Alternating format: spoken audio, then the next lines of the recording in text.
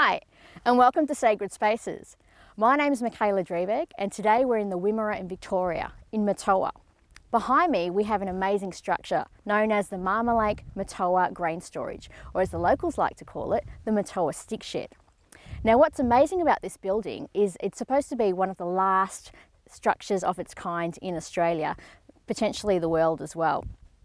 It was built in 1941-42 in the middle of World War II and a time of national emergency. It was at a time where agriculture was king and where we looked at changing the way we handle our wheat. It looks amazing. It's got an amazing background and amazing history to it. So let's have a closer look.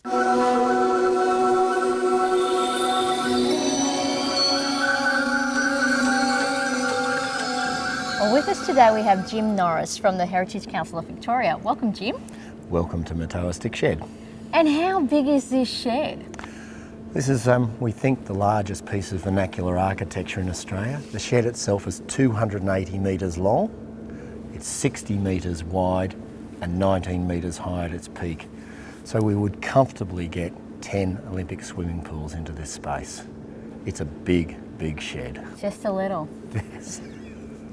There's something like 600 poles holding the roof up in this structure. So it is a massive structure, and it's quite, proportionally. It wasn't the biggest ever built. There were bigger sheds than this, but we now believe that it probably is the largest piece of vernacular architecture left in Australia.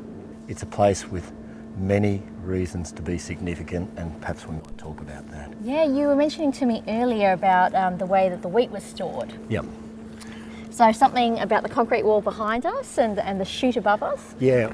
Look, this building's been designed so as when the wheat loads in and comes in, and bearing in mind the building was built in 1941-42, so we're talking about handling wheat mainly through the train system and coming in on small trucks, drays and the like.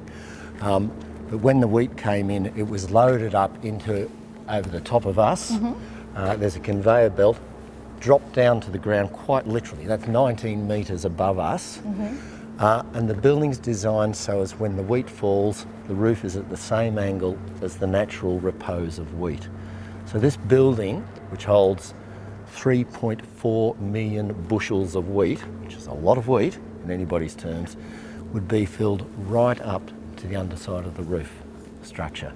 So where we are now, we'd be under a lot of wheat. And that's a significant shift from the way that we used to store wheat. Yeah, that's one of the stories about this shed, really. The shed, prior to 1941-42, and this was built over that Christmas period, wheat in Victoria was handled in bags. So jute bags, sacks, as we'd probably call them these days, but it was a very large industry. And the wheat was bagged on farm and brought to sidings of railway stations and the like, largely left in exposed situations, and open to both the weather and to rodents and the like. The move to bulk handling was a move that not only was economic and not only was essential because of the time that the building was built, but it was also a move away from having wheat exposed or wheat that was, more likely to be subject to the elements. So this is a big step forward for agriculture in Australia.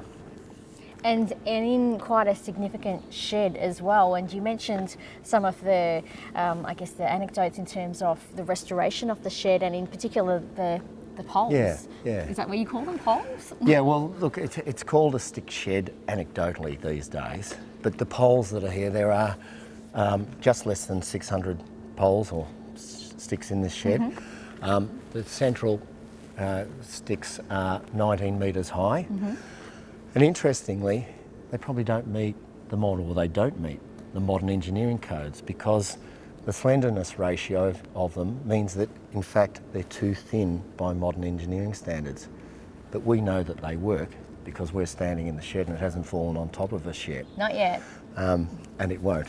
Good. So the shed's interesting in that it's designed along the lines of a hay shed. Mm-hmm. And that is, when it's subject to high winds, the shed actually moves. Most people won't realise that when you're in a skyscraper and you're 40 or 50 floors up in the air in Melbourne, Sydney, Canberra, wherever you are, that building actually has the capability of moving as well. Yeah. So as it doesn't simply break in half when it's hit. That's what happens here. This whole shed has the capability of moving and swaying just slightly in the breeze to compensate for the forces that are in it. And the forces on this shed are both internal and external. We're in the Wimmera, we're in an extraordinarily flat area, cropping area of Victoria, where we're subject to high winds, but we're also subject to huge loads. When this building is fully loaded up, 3.4 million bushels of wheat weigh a fair whack, and they're pushing on the sides of the building. So the building has to have that flexibility in it. It's an interesting piece of vernacular design. It is, it is. And something else that you mentioned was the concrete floor that we're walking on was hand laid. Yes. The concrete floor panels are about 10 foot square or so, and they would have all been barrowed in here. So this whole building, and Built in 4 months. built in 4 months. In 1941. Construction of the building started on the 25th of September 1941. The first load of wheat came into here on the 26th of January 1942. So 4 months to build this amazing structure, including laying a quite massive concrete floor. You can't get into a house these days in that time. No. Look, and I suspect that these days you'd be lucky to have your planning and building permits in that period of time. Now look, given that we're talking about the middle of World War II, given that we're talking about a massive labour shortage, because, you know, a large proportion of the male population and females of this country overseas fighting in the World War, to build something of this scale, this enormous scale in 4 months, between the 25th of September 1941 was when the contractor moved onto site, and this was a rural contractor used to building farm sheds, shearing sheds, hay sheds, not something this scale. But between that date, the 25th of September, and when the first wheat was delivered here on the 22nd of January 1942, the whole building was completed. It's quite an amazing feat. You can see just why it's of such significance, I mean, based on just the structure itself, but also its history. So how did it come to the attention of the Heritage Council? Look, the building has not been used for about 20 odd years now. It was no longer needed, and with modern techniques and modern machinery, having all of these poles and the like in the road really means that it's not usable for its original purpose.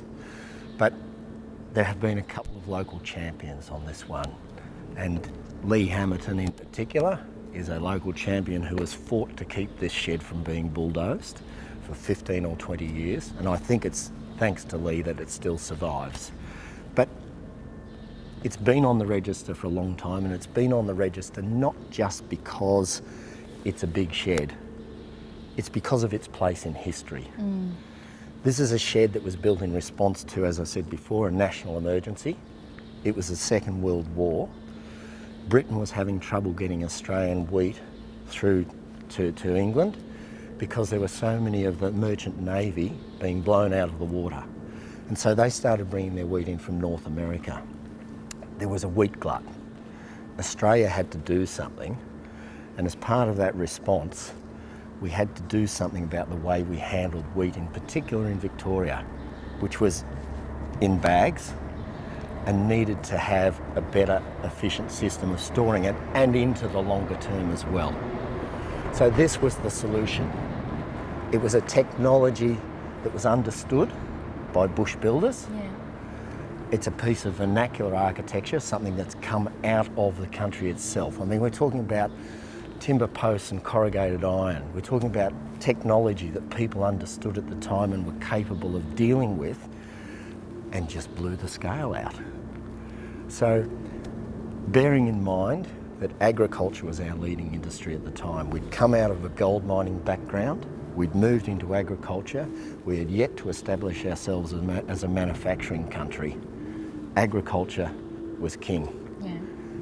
And we needed to do something to respond to this situation that we had on our hands. And we so did. this was the response.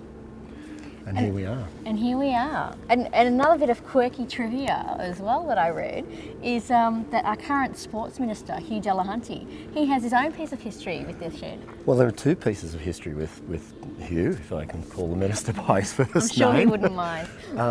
One is that it was Maurice Delahunty, his uncle, who on the 22nd of January 1942 was the first person to deliver wheat to the shed. The Delahunty family is extensive, I think, and is a dominant family in this area. So he was the first person to deliver wheat here. But I think, you know, on a personal thing for the sports minister at the moment, it's the fact that he used to coach the local football team here, the Murtoa Burras, as in Kookaburras.